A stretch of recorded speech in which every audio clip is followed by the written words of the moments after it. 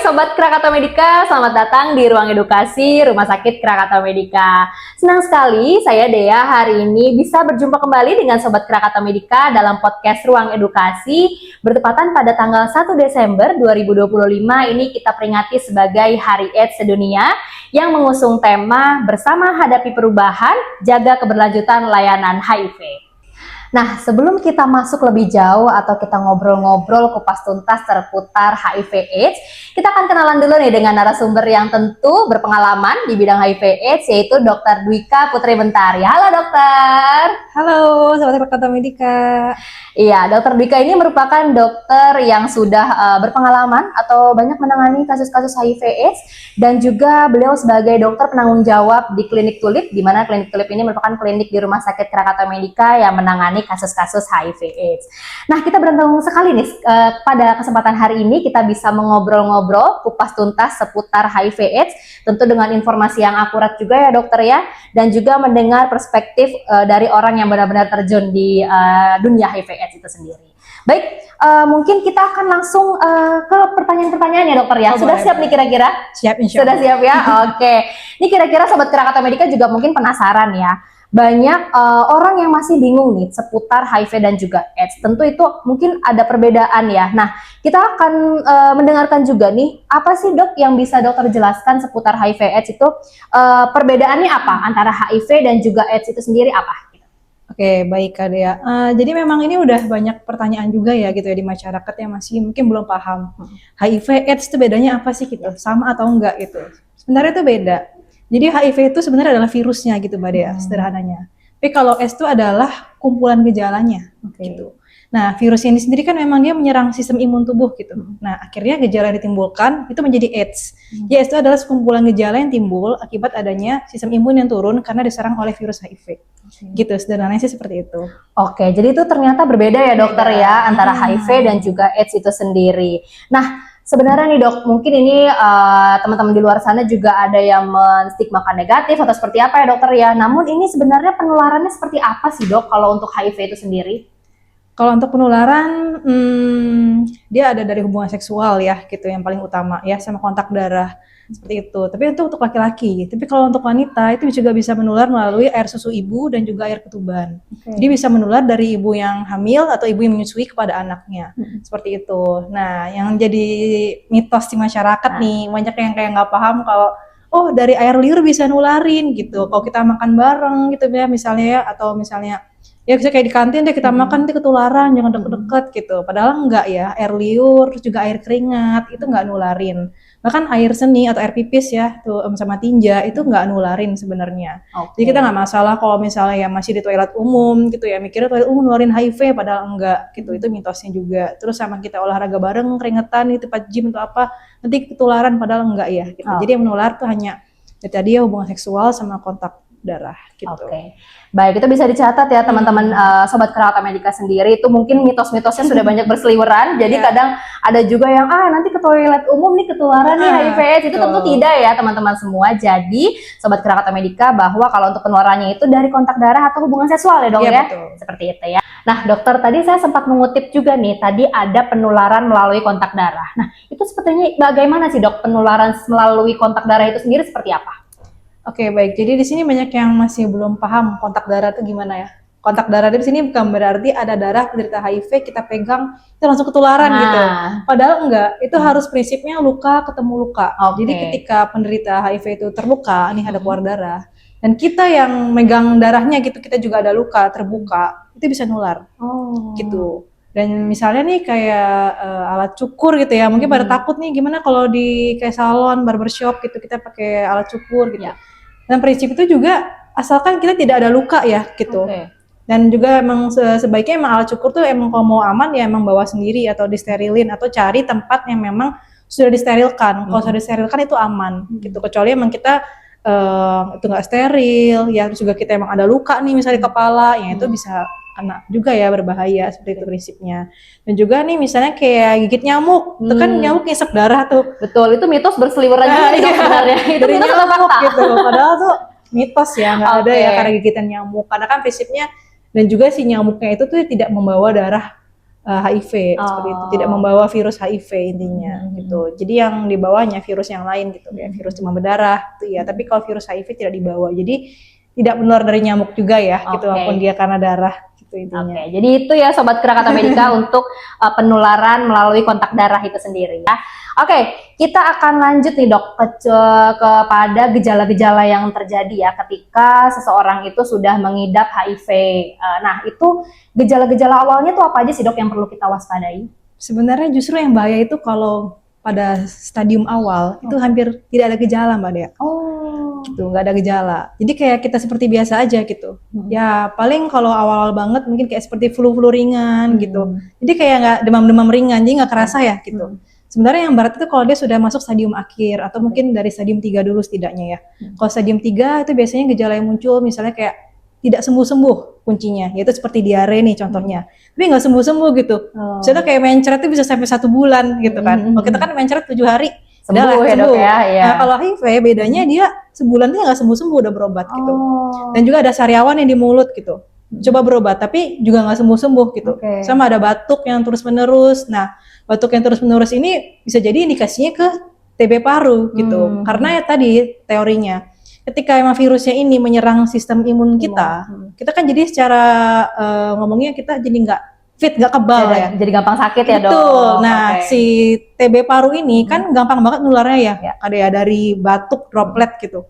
Nah jadi dia gampang ketularan gitu sederhananya. Dan ketika dia imunnya juga rendah, jadi dia ketika dia diare, ketika dia sariawan itu nggak sembuh-sembuh. Gitu.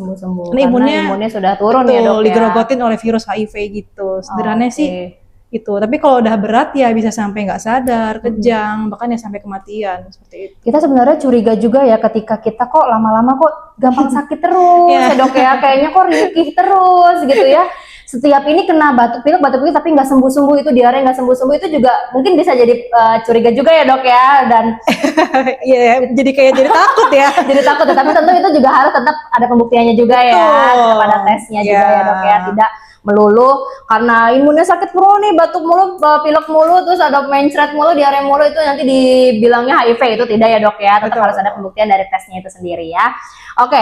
Baik, mungkin itu tadi dari gejala-gejalanya ya sobat-sobat Krakatau Medika. Gejalanya itu tadi dari yang ringan-ringannya itu seperti itu, tadi untuk yang stadium akhirnya juga yang sudah berat ya sampai ke kejang dan tidak sadarkan diri ya dok ya. Kita akan lanjut nih dokter. Kalau untuk penularan HIV ini yang paling umum itu seperti apa sih dok? Kalau dari segi ini mah kalau umum berarti udah ngomongin kasus ya, gitu. Sederhananya ya di Banten atau di kota ini aja ya, di Cilegon gitu. Yang paling banyak jelas dari hubungan seksual. Nah hubungan seksual di sini maksudnya dalam konteks berganti-ganti pasangan ya gitu. Kalau dengan pasangan sahnya yaitu dan juga sudah di screening dan aman ya tidak ada masalah. Tapi yang menjadi masalah di sini ya jajan di luar ya gitu bahasanya gitu. Nah itu berganti-ganti pasangan, dan apalagi dengan yang sesama jenis. Itu case-nya juga banyak banget. Kita jemputnya LSL, laki-laki seks dengan laki-laki. Nah itu case-nya juga paling tinggi. Gitu. Hampir di semua daerah case-nya paling tinggi.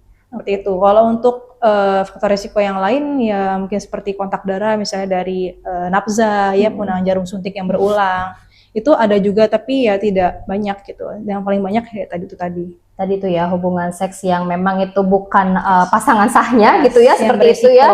Itu sangat beresiko ya tentu ya, karena itu sebenarnya faktor utamanya sebenarnya dari kontak seksualnya itu ya dokter ya, untuk proses penularan dari HIV/AIDS itu sendiri.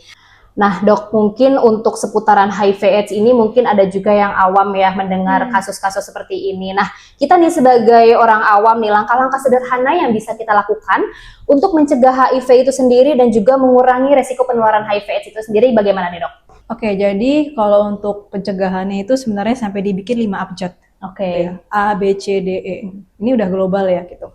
Jadi kalau yang A yang pertama itu adalah abstinence. Abstinence ini artinya itu adalah sadar diri. Karena kan yang tahu apa yang udah pernah kita lakukan itu adalah kita sendiri kan. Kita kan nggak mungkin ngumbar-ngumbar kita pernah ngapain aja gitu kan. Karena tadi faktor risikonya ya agak-agak sensitif ya. Jadi kita dan Tuhan yang tahu. Iya, kita Tuhan yang tahu gitu. Jadi kalau kita merasa pernah melakukan perbuatan beresiko tersebut, ya kita tes. Berani untuk tes gitu. Karena kalau kita nggak tes, kita nggak tahu.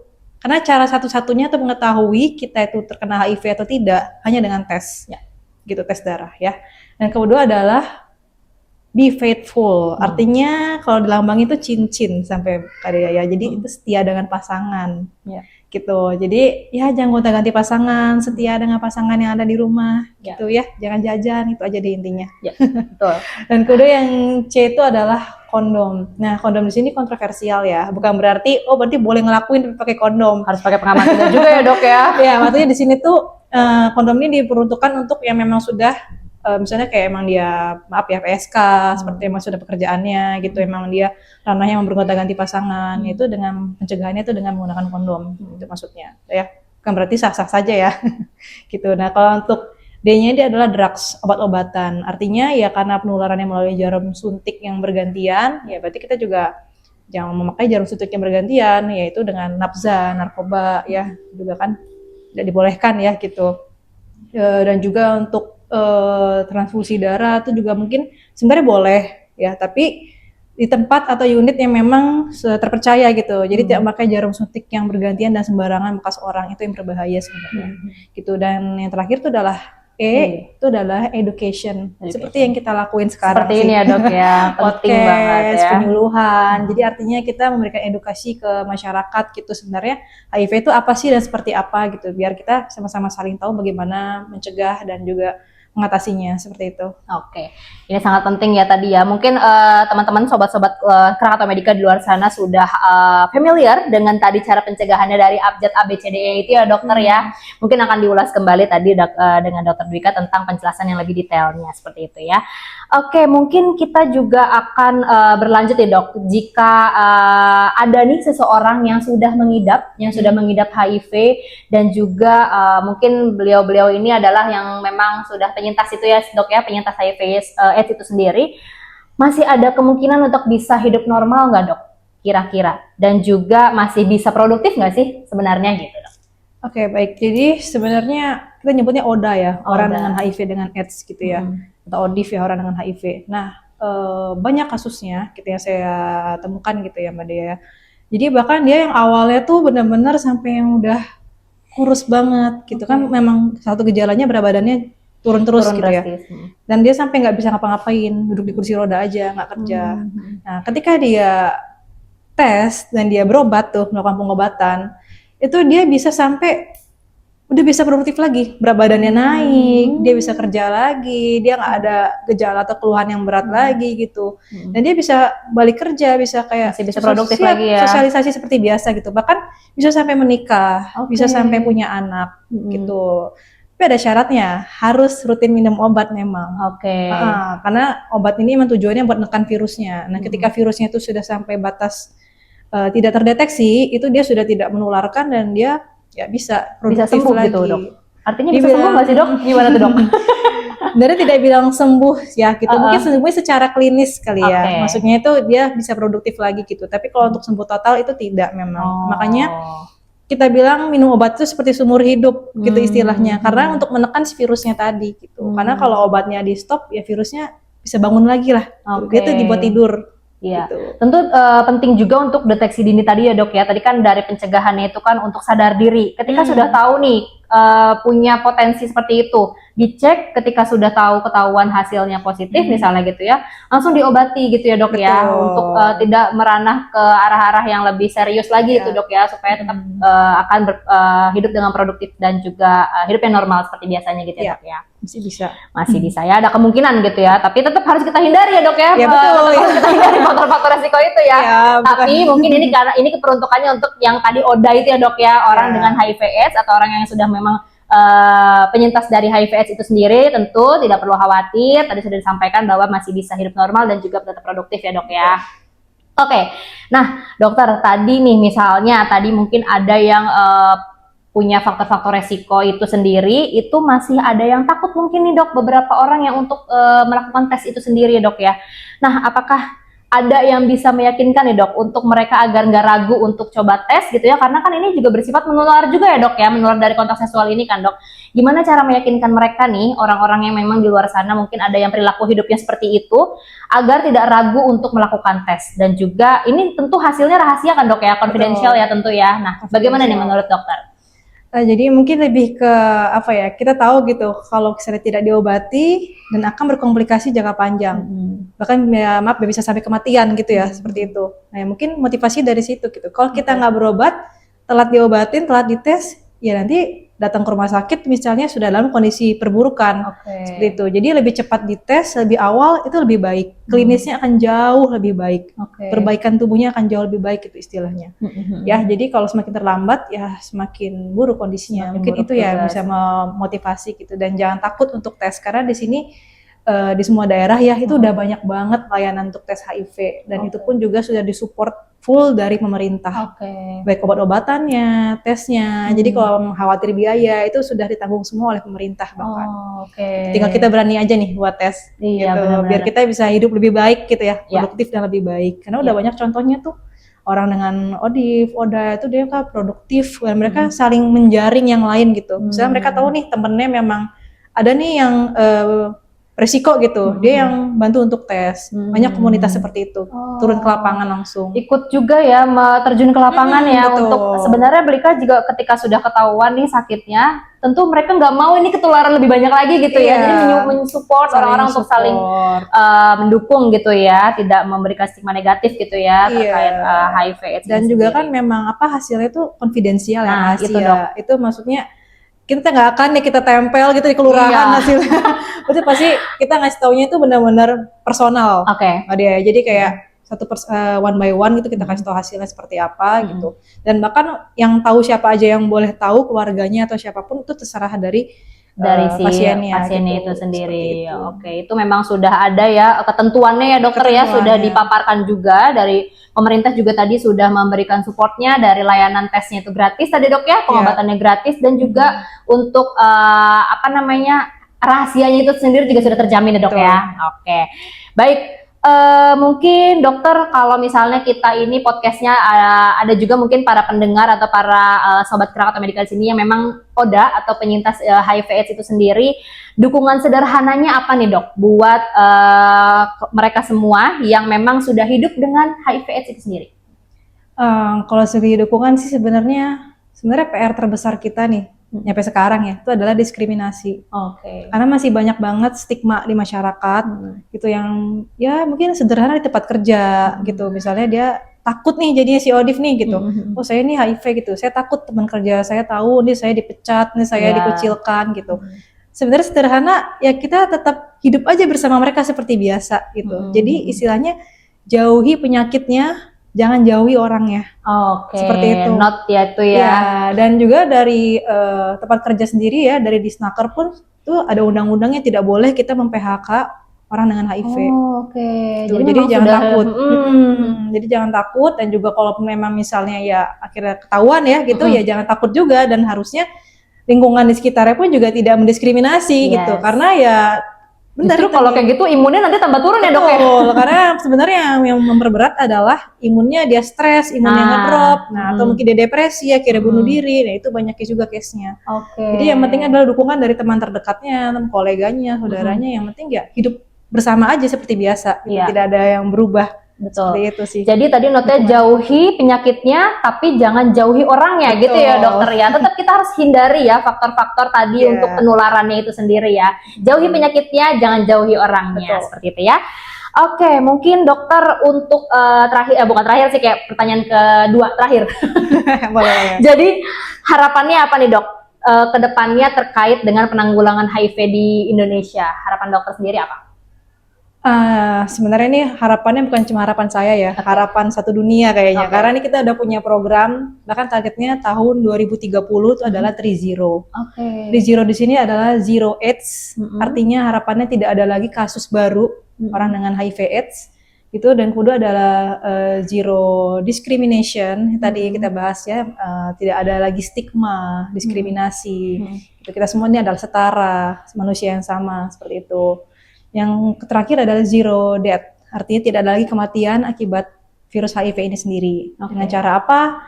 Bagi yang sudah terkena virus HIV ya rajin minum obatnya, rutin, tidak bolong, rutin kontrol, seperti itu, dan tetap semangat. Oke deh, itu mungkin harapan dari semua orang juga dok Betul, kita ya. semangat. Tadi memang sudah ada programnya bahwa 3-0 itu ya, zero AIDS, zero discrimination, and zero death. Nah dokter, ini kita akan masuk ke pertanyaan terakhir dok, atau mungkin nanti bisa sampaikan juga closing statementnya dokter sekalian ya. Dalam rangka Hari AIDS Sedunia yang bertepatan pada tanggal 1 Desember ini, dokter mau memberikan pesan seperti apa nih bagi halayak di luar sana atau sahabat-sahabat Krakatau Medika? Jadi tema untuk Hari AIDS Dunia tahun 2025 ini memang adalah bersama hadapi perubahan, jaga keberlanjutan layanan HIV. Artinya di sini apa? Kita sama-sama saling merangkul gitu, saling bersama-sama untuk menghadapi perubahan yang memang terjadi saat ini. Orang dengan HIV itu kasusnya memang sekarang banyak sekali ya, gitu, tinggi sekali sekarang di Indonesia. Nah dengan itu kita tidak ada lagi istilah mendiskriminasi. Kita sudah tahu apa saja faktor risikonya, dan kita caranya adalah menjauhi penyakitnya, jauhi faktor risikonya, tapi tidak menjauhi orangnya. Seperti itu. Dan kita sebagai orang terdekat harus support. Mereka akan minum obat seumur hidup, kita support seperti itu. Dan juga sekarang keberlanjutan layanan HIV di sini artinya adalah udah banyak banget nih layanan HIV itu di Indonesia. Jadi bagi yang merasa sudah pernah melakukan faktor risiko tersebut, jangan takut untuk tes.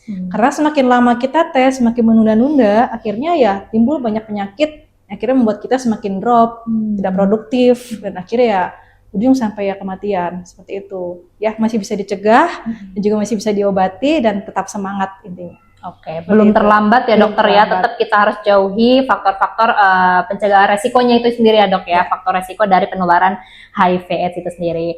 Wah nggak kerasa nih dokter, kita sudah masuk ke sesi akhir di mana kita hari ini mengangkat tema bertepatan dengan Hari AIDS Sedunia ya, yang kita rayakan atau dunia rayakan setiap tanggal 1 Desember setiap tahunnya. Terima kasih juga untuk para sobat Krakatau Medika yang hari ini mungkin sudah meluangkan waktu untuk mendengar podcast kita. Mungkin tadi ada yang lagi perjalanan, atau ada yang lagi santai di rumah, atau ada yang lagi di kantor. Ini bisa kalian dengarkan dimanapun kalian berada, seputar tentang HIV AIDS itu sendiri. Nah kita juga tadi sudah mendengar obrolan-obrolan yang kita angkat hari ini, yaitu tentang memahami HIV AIDS itu sendiri, kemudian cara mencegah pencegahan penularannya seperti apa, mendukung orang-orang yang hidup dengan HIV ya dok ya, dan yang paling utama adalah menghapus stigma yang masih sering melekat di masyarakat. Mungkin itu saja Dr. Dwika pada podcast Ruang Edukasi hari ini. Terima kasih juga untuk narasumber kita pada hari ini, Dr. Dwika, yang sudah berbagi ilmunya dan juga sudah berbagi pengalaman dan juga perspektif yang sangat berharga tentang HIV ya. Semoga apa yang kita bahas hari ini bisa menjadi langkah kecil untuk kita bisa mengetahui cara mencegahnya seperti apa. Mungkin teman-teman sobat Krakatau Medika sendiri di sini jadi lebih paham ya tentang HIV itu sendiri seperti apa. Nah, sobat Krakatau Medika, ingat satu lagi bahwa Hari AIDS Sedunia itu bukan cuma untuk kita peringati setiap tahun sekali ya dok ya, namun juga sebagai pengingat bahwa perjuangan melawan stigma dan juga memperluas pemahaman harus kita lakukan setiap harinya. Nah sobat, kita cukupkan untuk podcast kita pada kali ini ya dokter ya. Jangan lupa untuk selalu pantengin YouTube channel Rumah Sakit Krakatau Medika di Ruang Edukasi. Sehat itu membahagiakan, bahagia itu menyehatkan. Yeay! Terima kasih dokter. Terima kasih.